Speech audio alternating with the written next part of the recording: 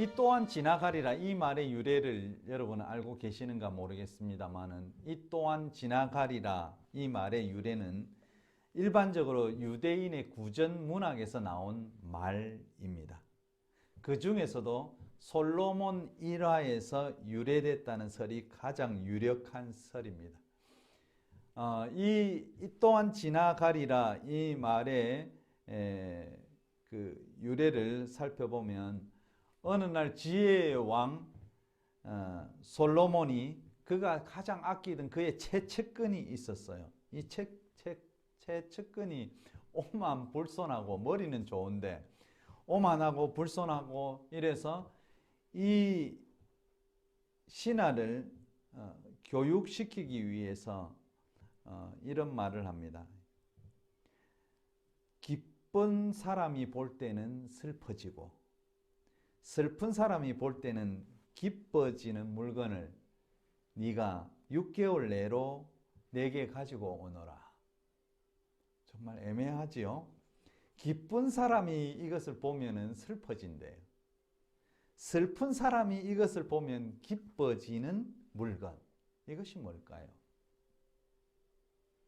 솔로몬도 이 명령을 내리면서 이런 거는 이 세상에 없을 거야 라고 생각하고 이 신하, 자기의 아끼던 오만불손한 신하를 세상을 향해서 보냅니다.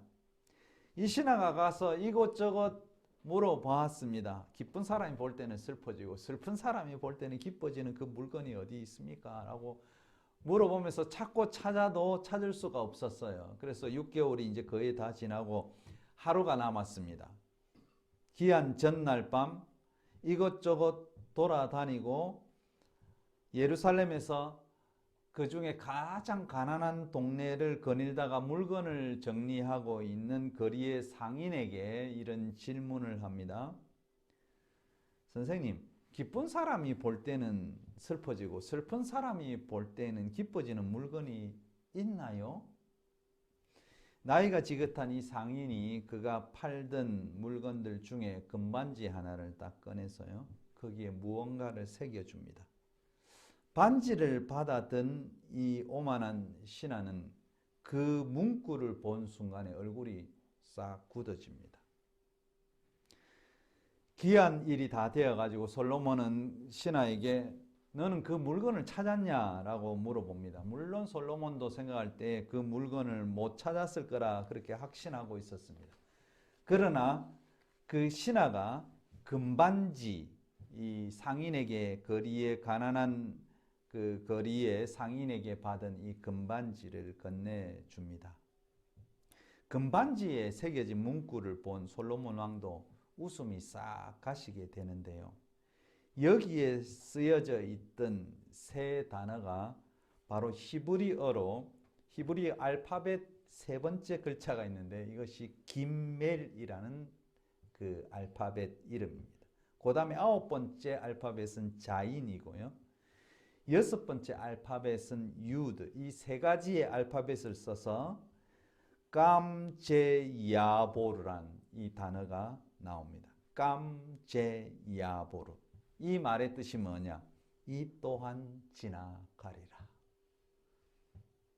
뭐 영어로 표현하면 G, Z, Y 이렇게 표현돼요. G, Z, Y. 히브리어로 깜제야보르, 끼멜자인 유드 이렇게 되어 있는데요. 이 또한 지나가리라.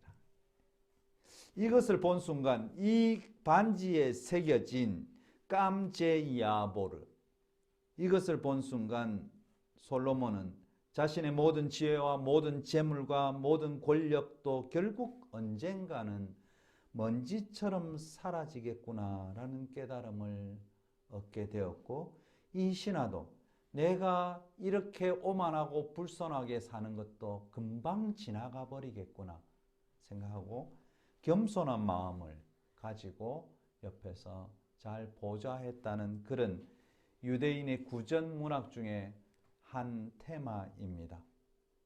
이 또한 지나가리라. 우리가 지금의 이 시대, 2023년의 시대를 살면서 이 말은 우리에게 굉장한 위로가 된다. 그래서 슬픈 사람이 볼 때는 기뻐지는 말이 아니겠나. 기쁜 사람이 볼 때 아주 모든 것을 다 갖추고 좀 많이 가지고 어떤 권력을 강하게 가진 사람은 슬프겠지만 우리는 이 내용을 볼 때 참 기뻐진다. 희망이 있다. 왜냐하면 사람은 희망을 가지면 기뻐지잖아요. 예수님은 우리에게 이 땅에 오셔서 늘 희망이라는 단어, 희망이라는 언어로 우리에게 다가오셨습니다. 그런데 이 희망이 이 또한 지나가리라의 구전 문학처럼 사람에게 각각 다르게 적용되었다는 사실입니다. 우리가 기독교가 한국에 전해지면서 예수 믿으면 이제부터 너는 불행 끝 행복 시작이야 라고 이야기했습니다. 그래서 예수 믿으면 잘 산다는 생각이 우리 속에 거의 99%, 100% 지배하고 있습니다. 선교사들을 통해서도 이렇게 전해졌고 그 당시에 권력자들, 그 당시에 여러 기독교 전파하는 사람들은 늘 예수 믿으면 잘 산다. 예수 믿으면 잘 사는 나라를 보면 저 해외의 선진국이다 이런 생각을 가졌습니다. 그래서 우리의 생각은 처음부터 예수 믿을 때 그래 예수 믿으면 뭔가 잘 되겠지 그렇게 우리는 늘 생각했습니다. 그러나 예수님의 말씀을 우리가 되새겨 보면 연약하고 가난하고 소외된 자 이런 사람들에게는 아름다운 소식일 수 있겠지만 그렇지 않은 자들에게는 아름다운 소식이 아닌 것 같다. 뭔가 가졌다고 생각하는 자들에게는 아름다운 소식이 아닌 것 같다. 저는 그렇게 생각합니다. 제가 틀렸으면 틀렸다고 생각하는 사람도 있겠죠. 그러나 예수님께서 특별히 성서에 삭개오의 회심이라는 사건이 있는데요.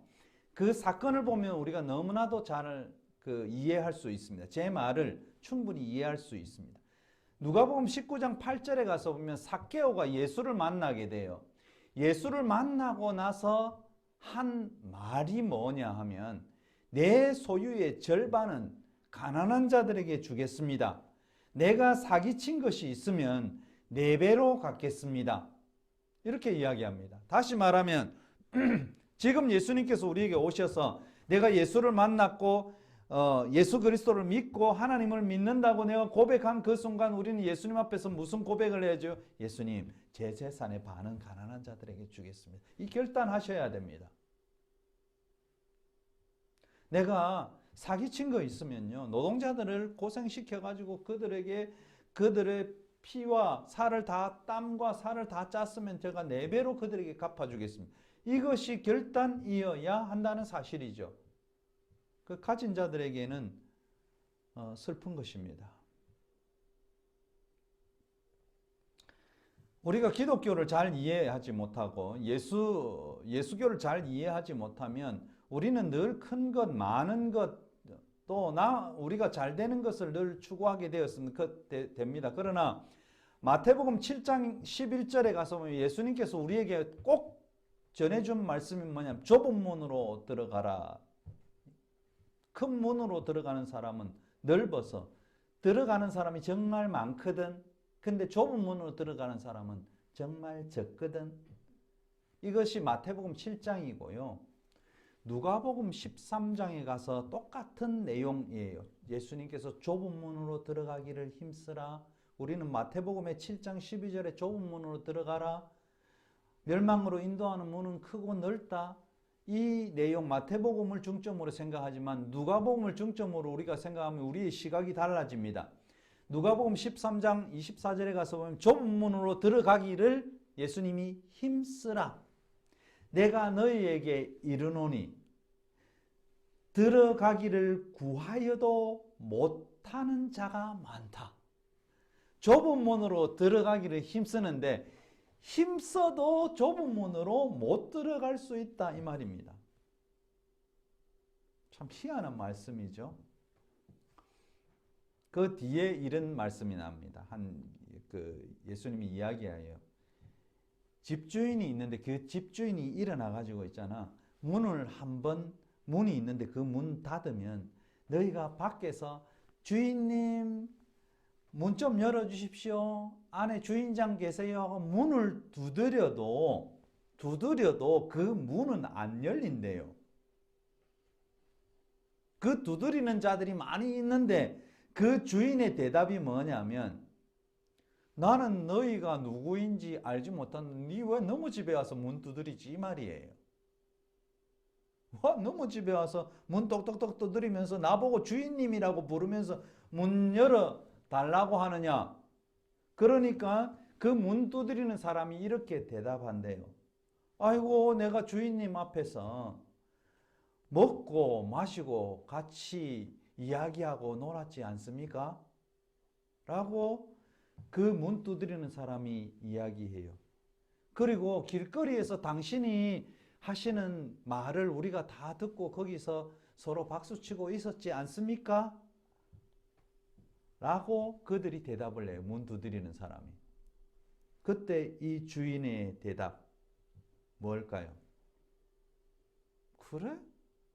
나는 너희가 어디서 왔는지 알지 못한다. 모든 자들아 나를 떠나라. 이것이 주인의 말씀이라고 예수님이 이야기해요. 참 충격적이지 않아요?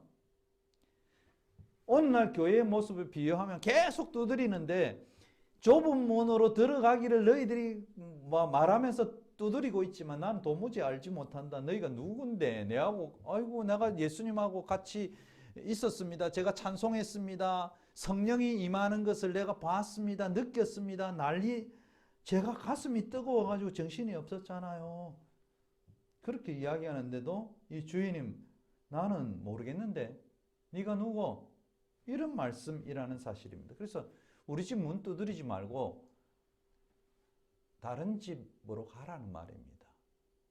이 집은 네가 들어올 집이 아니라는 사실을 예수님께서 말씀하고 계시다는 것을 우리는 충격적으로 좀 받아봐야 합니다. 너희들이 뭔가 내가 말한 생각에 벗어난 것, 그것을 하면서 내가 말한 생각이라고 그렇게 이야기하고 그게 맞다고 생각하고 열심히 교회에 드나들고 있지만 그건 나를 위한 게 아니야. 나하고 아무 상관없어. 그렇게 말씀하시는 겁니다. 오늘 다니엘서 이 말씀은 우리가 지금 살아가고 있는 이 길이, 우리가 예수 믿는 이 길이 좁은 문으로 들어가는 길이지만 정말 힘들어. 그렇지만 그 힘든 좁은 길을 간 후에는 우리에게 새로운 길이 열리고 새로운 세상이 열릴 거야. 그러니까 너희들이 용기를 잃지 말고 이것을 잘 견뎌, 이 어려움을 잘 견뎌. 이렇게 주시는 말씀입니다. 그래서 우리가 에스겔서, 다니엘서 이 말씀이 묵시문학이라고 제가 가르쳐 드렸잖아요. 말씀드렸잖아요. 이 묵시문학은 지금 현실이 참 어려워. 그렇지만 시간이 지나서 이 성서 다니엘서에 봐. 처음에는 다 짓밟히고 어렵고 피 흘리고 상처 나는 것 같지만 시간이 지나니까 봐. 하나님이 다 회복해 주시잖아.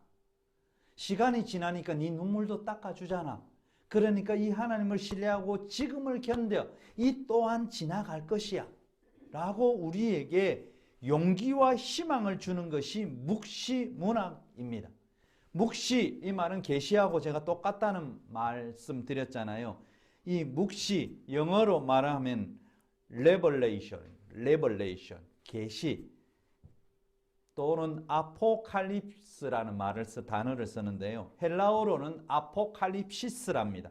이 말은 뭐냐면 숨은 것을 드러낸다, 덮개를 벗긴다 이런 말입니다. 그 묵시, 요한계시록을 옛날에는 요한 묵시록이라는 말을 썼는데 요새는 잘 쓰지 않잖아요. 그래서 다니엘, 에스겔, 이사야, 요한계시록 이런 것 요새 교회에서 잘 사실은 설교되어지지 않습니다. 왜냐하면 묵시이기 때문에 이 묵시를 이상하게 해석하기 시작한 사람들이 많아서 감히 손대지 않는 경우들이 참 많이 있거든요. 묵시 문학의 특징은 뭐냐면 열어서 보여주지만 그것이 그 시대에 아주 가까운 이야기입니다. 특별히 이 오늘 다니엘서 제가 오늘 우리가 같이 읽은 7장 15절부터 28절 내용은 알렉산더 제국의 말기에 그에 일어났던 알렉산더 제국을 이야기하는 그 시대의 왕을 이야기하는 내용입니다. 지금 그러니까 다니엘서 15장을 지금의 시대로 비유해 가지고 미국인이 이것이 러시아니 이렇게 해석하면 정말 틀리는 거예요. 왜 틀리느냐?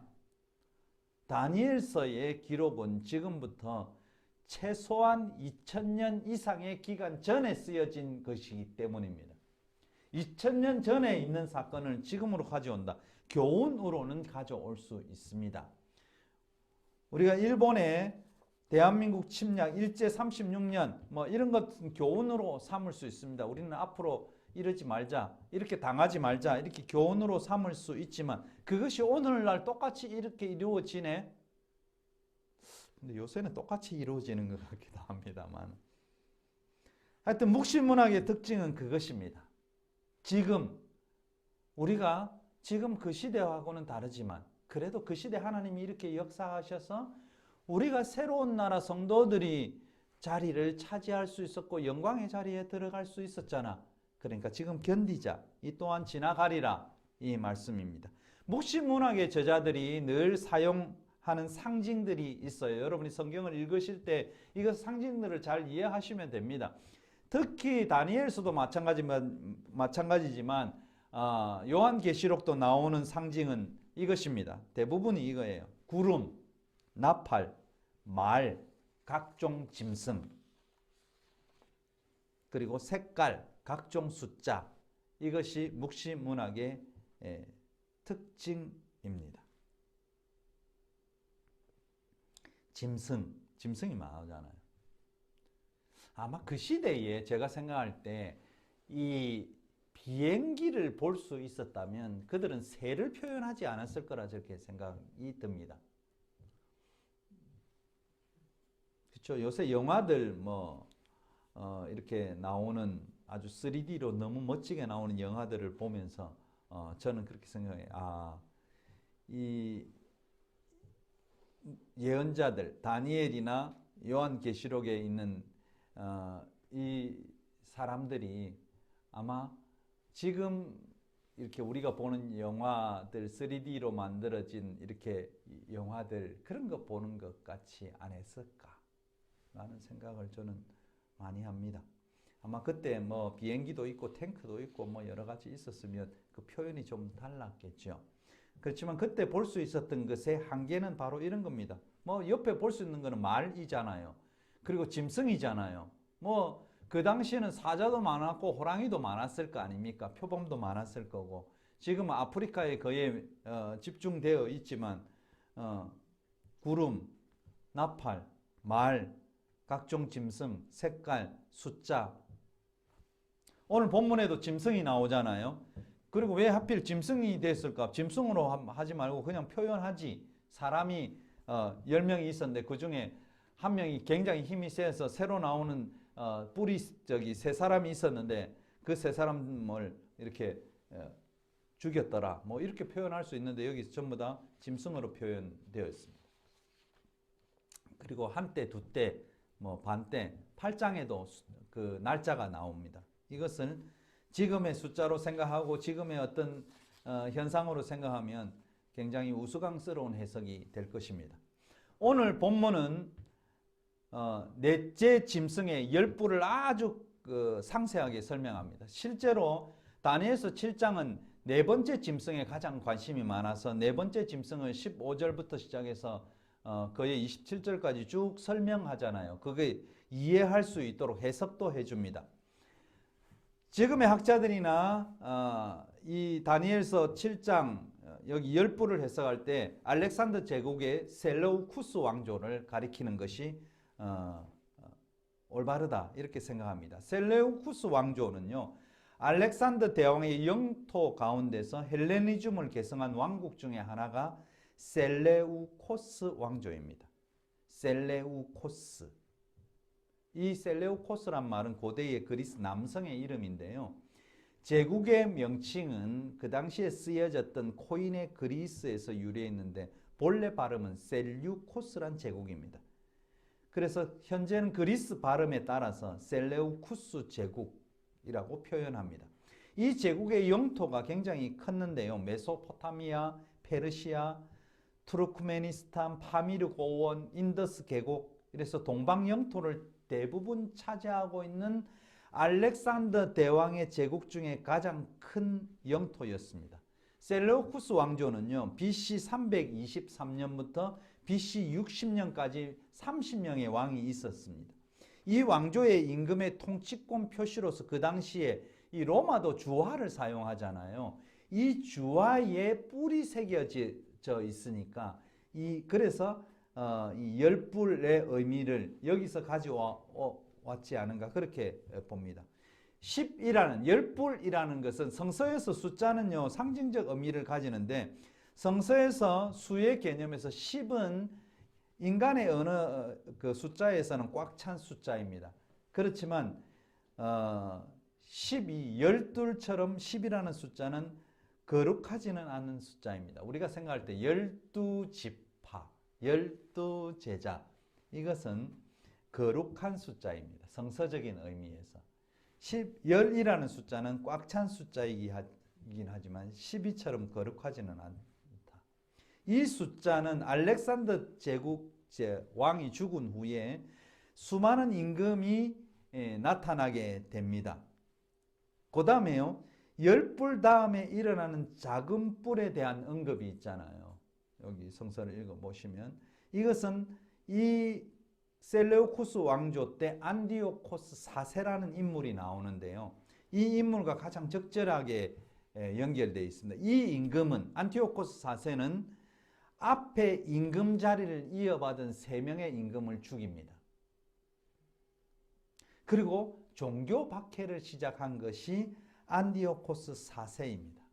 그는 이 종교 박해와 그 앞서 있던 임금들을 죽임을 통해서 자신의 왕권을 세우려고 했고 자신의 권력을 극대화시키려 했어요. 그래서 넷째 짐승은 왕권을 세우시려는 하나님의 계획 속에서 실제로 적이 되고 있는 안티오코스 4세, 그리고 이 안티오코스 4세가 이 짐승이 죽음으로써 새로운 길이 열리게 되는 것을 이야기하는 것이 오늘 다니엘서 7장의 내용입니다.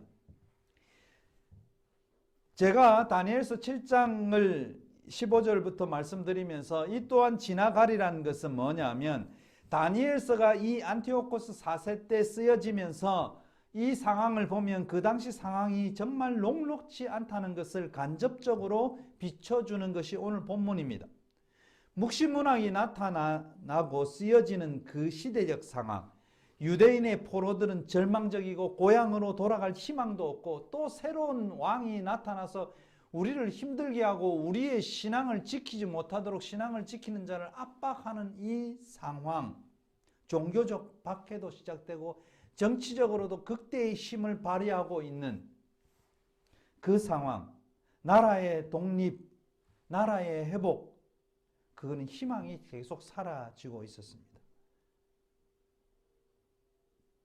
그러나 다니엘서는 이 삶의 현장이 너무나도 고통스럽고 힘들지만 새로 너희들 분명히 회복될 것이야. 예적부터, 그래서 다니엘서 7장에 나타나는 예적부터 계신 이것은 정말 중요한 단어예요.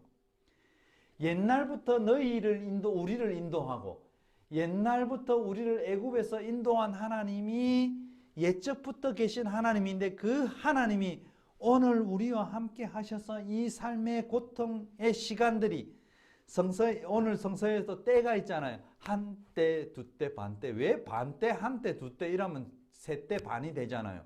이 때라는 것은 분명히 이것이 영원히 지속되지 않고 제한적으로 이 시기에 분명히 끝난다.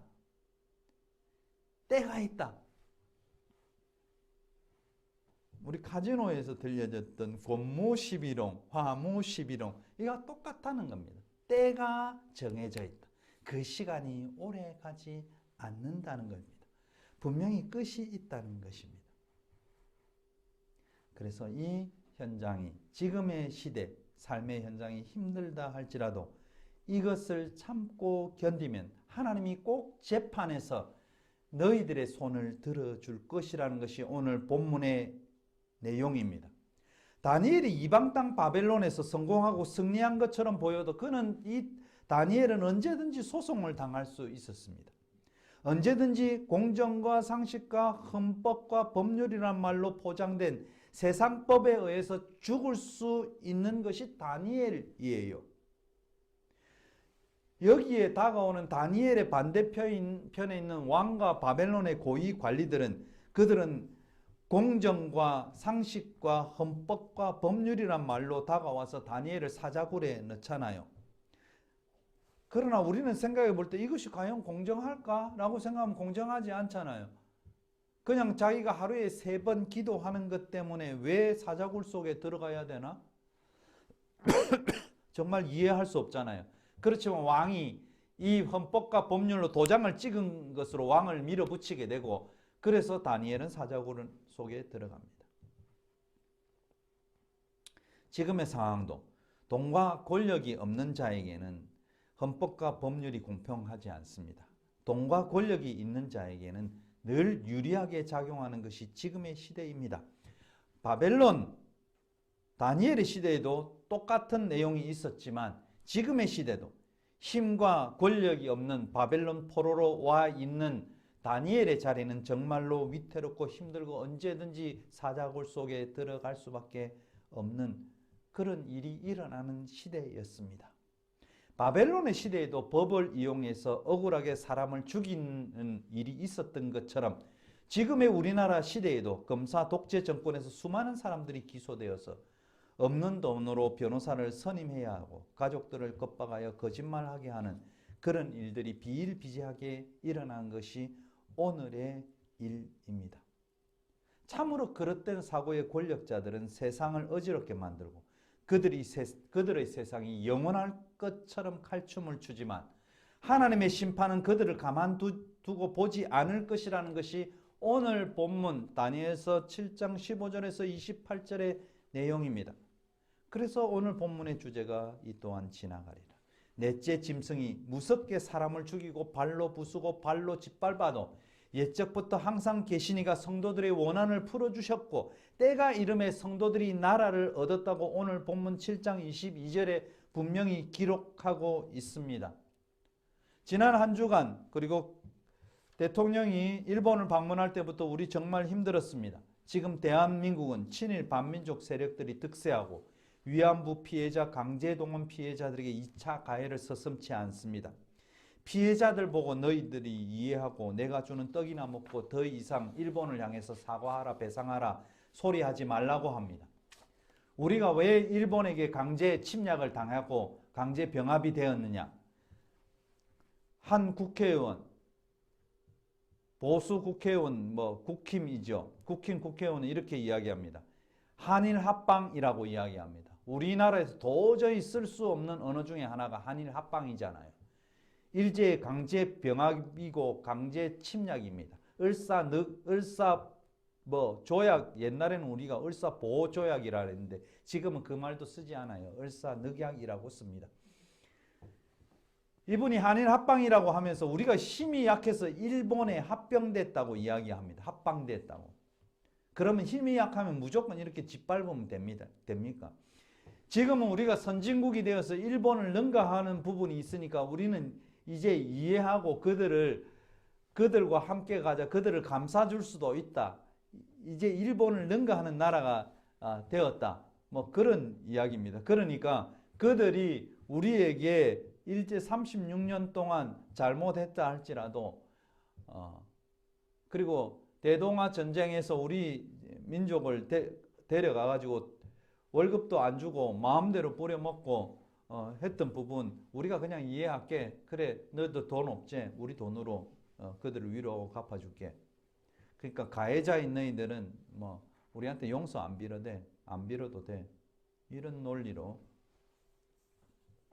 식민사관이 찌들어서 우리 민족은 본래 게으르고 우리 민족은 본래 어리석어서 망했다. 일본이 우리를 개화시켜서 잘 살게 했다. 이런 소리는 서슴없이 검사로 있다가 나와서 뭐 어떤 지금의 정부의 직책을 얻은 대부분의 이 검사들이 하는 이야기가 이런 내용들입니다. 우리 민족은 본래 썩어서 망했어. 일본이 없었으면 우린 다 망했을 거야. 저는 정말로 대한민국 국민이라면 분노할 수밖에 없는 말들을 서슴없이 쏟아내는 이들을 향해서 최고의 분노를 발해야 되고 그들을 가만둘 수 없다, 그렇게 생각되기도 합니다. 대한민국 정부와 일부 정치인들은 모두 일본을 선망의 대상으로 생각하는지 한번 묻고 싶습니다. 일본인을 위대한 백성으로 보는 친일 반민족 세력이 아닌가 저는 당당히 말할 수밖에 없습니다. 일본이 언제 우리의 선망의 대상이었나요? 우리가 50대, 60대, 70대 인부는 그렇게 생각할 수 있겠지만 지금 자라오는 세대는 전혀 그렇게 생각하고 있지 않은데도 일본을 선망의 대상으로 삼고 있습니다. 우리의 역사를 부끄러운 역사로 만드는 것이 지금의 현실입니다. 지금 다니엘서 본문에서 다니엘서의 성서에서도요, 똑같은 내용들, 백성들이 얼마나 힘들었겠어요. 포로로 있으니까 우리 언제 해방될까? 이제 우리는 바벨론과 한패가 되어서 이제 바벨론의 시민으로서, 우리나라 말로 하면 한국 시민으로서 우리 좀 잘 살아보세요, 이렇게 생각하는 사람도 있을 것입니다. 그러나 다니엘은요, 여기의 나라는 우리나라가 아니야. 우리가 지금 열심히 살고 있지만 언제 어디서든 우리는 그들에게 기소당할 수 있고 감옥에 갇힐 수 있어. 그러나 하나님께서 우리를 회복하는, 우리를 고향으로 데리고 갈 그때와 그 시기는 분명히 온다, 그렇게 말씀하는 것이 오늘의 말씀입니다. 25절에 가서 보면 그가 장차 지극히 높으신 이의 말로 대적하며 또 지극히 높으신 이의 성도를 괴롭게 할 것이며 그가 또 때를 고치고 법을 고치고자 할 것이며 성도들은 그의 손에 붙임받아 한때와 둔때와 반때를 지내리라. 그 시기는 반드시 오래 가지 않는다. 성도들이 압박을 당할 것이다. 하나님을 말로서 막 대적하는 일이 있을 것이고 성도를 그들이 괴롭힐 것이고 법도 고치고 시간도 고쳐가지고 정말 힘들게 만들 것이다. 그러나 세상의 어떤 강한 힘과 권력도 반드시 그 끝날이 온다는 것이 25절의 말씀입니다. 세상의 모든 괴로움과 고난은 분명히 끝이 있다는 것입니다. 그러면서 26절은 그 점을 확실히 선언합니다. 심판이 시작되면 그는 권세를 빼앗기고 완전히 멸망할 것이요. 옛적부터 계시니가 그 통치를 행하셔서 재판을 시작하면 짐승의 뿔과 권세는 일순간에 사라지게 될 것이며 그는 완전히 멸망하게 될 것이다. 27절, 나라와 권세와 온천한 나라의 위세가 지극히 높으신 이의 거룩한 백성에게 붙임받으려니 그의 나라는 영원한 나라라. 모든 권세 있는 자들이 다 그를 섬기며 복종하리라. 27절 말씀은 하나님 나라가 영원함을 의미하지만 궁극적으로 거룩한 백성, 거룩한 성도들의 승리를 말하고 있습니다. 절대로 망하지 않을 것 같을 바벨론 알렉산더 제국도 사라지고 안디오쿠스 4세의 종교적 괴롭힘, 최대의 권력도 사라지고 결국은 괴롭힘 당하던 거룩한 백성의 승리는요, 다니엘서에서 줄기차게 등장하는 운명의 역전을 보여주고 있는 것입니다. 이러한 환상의 의미가 무엇인가요? 우리는 모두 최후에는 정의가 승리하고 의가 승리하고 하나님이 악을 심판하실 것이라고 저와 여러분은 확실히 믿습니다. 그러나 문제는 뭐냐면 그 당시 상황이나 지금의 현실은 그렇지 않다는 겁니다. 정말 지금 고통스럽습니다. 이러한 현실을 어떻게 이겨나갈 것인가? 지금 일어나는 상황을 보니까 이기기는커녕 거의 패배하고 실패했다고 여겨집니다. 짐승이 사람을 물고 있습니다. 상처를 주고 있습니다. 죽이고 숨도 못 쉬게 하는 지금 현실을 봅니다. 그러나 다니엘의 환상 묵시는 지금의 현실은 참담하고 악이 승리하는 것처럼 보이지만 그러나 결국 악은 패배하고 악한 권력, 법을 무기로 하는 권력, 이 권력은 망하게 됨을 다니엘의 환상은 우리에게 확실히 보증하고 보여주는 것입니다. 다니엘서 7장은 지금 현실은 정말 절망스럽다. 그러나 하나님의 백성 성도는 필연적으로 옛부터 계신 하나님이 결국 심판하셔서 더러운 악을 제거하시고 사람들의 고통을 치유하시리란 믿음을 선포하는 것이 오늘 다니엘서 7장의 말씀입니다. 오늘 성서는 분명히 하나님이 계시면 이런 일이, 이런 비현실적인 일이 일어날 수 없지만, 그래도 비현실적인 것 같지만 이 상황에서 하나님은 여전히 역사를 통치하고 계시기 때문에 이 상황이 지나가고 새로운 시대가 올 것이라고 계시하고 있는 것입니다. 다니엘은 우리에게 지금 이 세상, 지금의 시대는 짐승 같은 권력자, 짐승 같은 자본주의가 성공하고 우리는 눈을 벌겋게 뜨고 기독교나 타 종교나 할 것 없이 잘 살아보세요 욕구를 자극하고 있지만, 그런 거짓 선지자, 싹군 목자들은 분명히 하나님이 심판하실 것이란 확신을 가지게 하는 것이 오늘 다니엘서 7장의 내용입니다. 우리가 지금 살아가는 이러한 시대, 우리는 오늘 설교의 제목처럼, 오늘 말씀의 제목처럼 이 또한 지나가리라. 깜세 야보르, 악에 대한 승리, 의의 승리, 진실의 승리, 하나님이 원하시는 평등 평화의 세상에 분명히 오리란 묵시, 아포칼립스. 우리는 이 묵시를 가지고 다니엘이 그 마지막 절에 그 말씀을 마음에 두었더라. 이 말씀을 마음에 두고 다니엘처럼 하루하루를 힘있게 살아갈 수 있는 저와 성도 여러분이 되시기를 주님의 이름으로 부탁드립니다.